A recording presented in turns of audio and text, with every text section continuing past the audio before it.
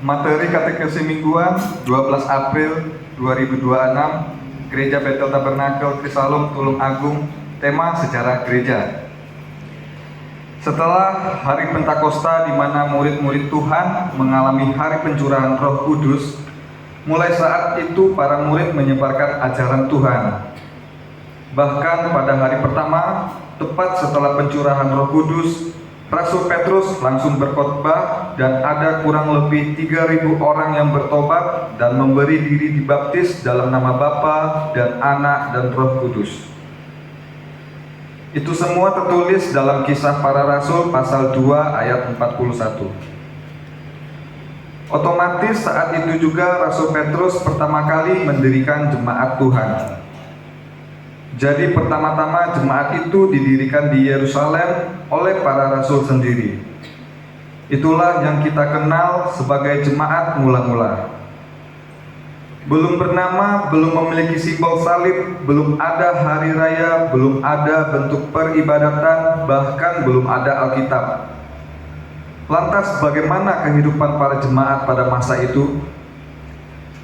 Kalau kita baca di Kisah Para Rasul, di sana dijelaskan di pasal 2 mulai ayat 41, setiap hari mereka ini berkumpul lalu memecah roti dan berdoa. Yang dimaksud memecah roti itu adalah perjamuan kudus. Jadi awalnya jemaat itu bisa dibilang gerejanya setiap hari dan isi acaranya ya perjamuan kudus. Waktu masa mula-mula itu semua anggota jemaat adalah orang Yahudi. Jadi tentu saja doa-doa yang dipakai dalam peribadatannya adalah doa-doa agama Yahudi. Alkitab juga belum ada di masa itu. Jadi bisa dibayangkan keadaan jemaat masa itu benar-benar jauh dengan keadaan kita sekarang ini. Karena Alkitab belum ada, maka jemaat mula-mula itu hanya berpegang dan bergantung pada ajaran lisan dari para rasul. Kisah Para Rasul 2 ayat 42.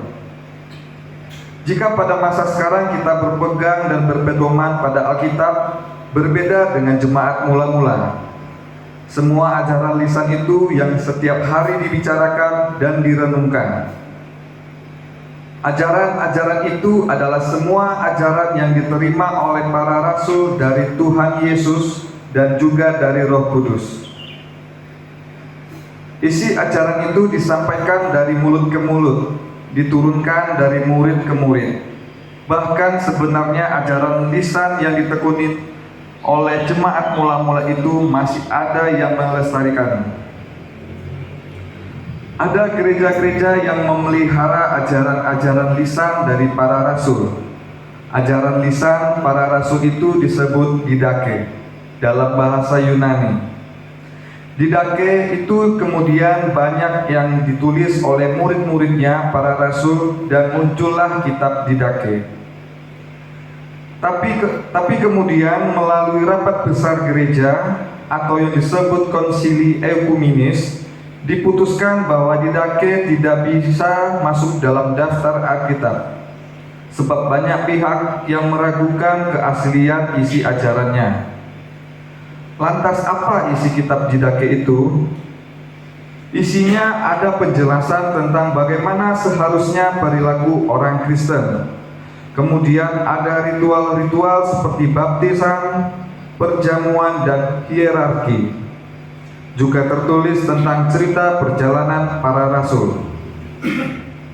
Sekiranya dari antara kita ada yang pernah dengar atau nanti akan menemui tentang didake, maka melalui katekesi minggu ini kita sama-sama belajar dan mengetahui bahwa itu bukan iman kekristenan yang kita akui. Boleh saja kita membaca dan mempelajari isi dari kitab didake, tapi tidak perlu kemudian itu diimani setara Alkitab. Sekalipun sebenarnya kita juga menjalankan apa yang tertulis dalam didake, seperti baptisan dan perjamuan. Dari ajaran para rasul kita bisa seperti sekarang ini. Karena dari para rasul kita bisa mendengar Injil yang dibawa oleh Tuhan kita dan dari para rasul juga kita bisa tahu bahwa inti iman kekristenan adalah baptisan, perjamuan kudus atau ekaristi, dan iman bahwa Yesus Kristus adalah Tuhan dan Juru Selamat. Jadi iman kekristenan itu bukanlah iman yang tanpa dasar dan baru-baru ini.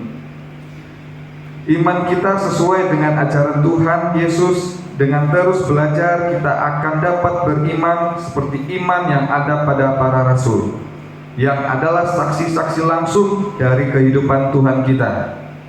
Kemuliaan pada Bapa dan Putra dan Roh Kudus, seperti pada permulaan, sekarang, selalu, dan sepanjang segala abad. Amin.